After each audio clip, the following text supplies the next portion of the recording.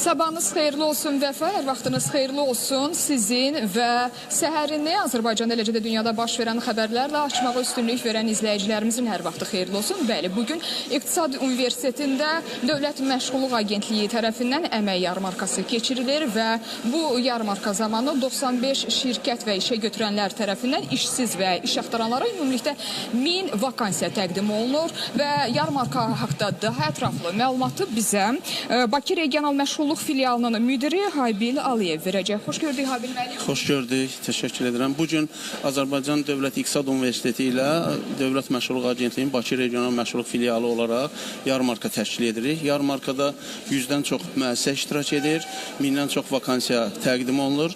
Burada əsas məqsədimiz işsiz və iş axtaran şəxslərlə işə götürənlərin təmasını yaratmaq, həm işsiz və iş axtaran şəxslərin rahat iş yerinə əl çatanlığını təmin etmək, həm də işə götürənlərin özünün tələblərinə uyğun peşə və bacarığı olan işsiz və iş axtaranları birbaşa görüşdürməkdir.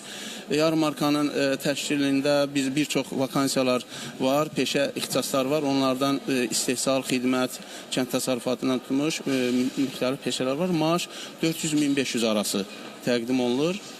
Əgər burada uyğun peşə və bacarığı olmayan vətəndaşlarımız olsa, onlar Dövlət Məşğulluq Agentliyinin 175 adda peşə kursu var ki, oraya cəlb olunaraq 1 aydan 6 aya təlimə cəlb olunur, sertifikatlaşdırılır və əmək bazarına qazandırılır.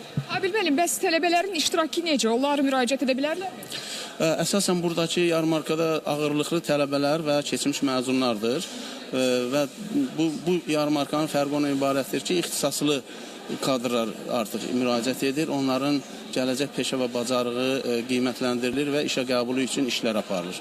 Neçə gün davam edəcək, yoxsa ancaq bugün keçirilməsi nəzərdə tutulub? Bugün günortadan sonra, yəni təxmin saat 3-ə qədər davam edəcək və iş müraciət edən bizim kadrlarımız müəssisələr tərəfindən qeydiyyata alınır. Biz 2 ay ərzində onları izləyirik, onlardan nə qədər işə cəlb olunur, daha sonra izləyirik və daha sonra peşə və bacarığı olmayan öz biznesini qurmaq istəyənlər də özünün məşğulluq tədbirləri çərçivəsində biz aktivlərlə təmin etmək üçün qeydiyyata alırıq. Təşəkkür edirəm Habil müəllim, minnətdaram. Bəli, Vəfa, qeyd edim ki, müsahibim Bakı Regional Məşğulluq Filialının müdiri Habil Aliyev idi və onunla biz bugün keçirilən İqtisad Universitetində Dövlət Məşğulluq Agentliyi tərəfindən keçirilən əmək yarmarkası haqqında daha ətraflı məlumatı çatdırdıq. Buyurun, söz studiyadadır.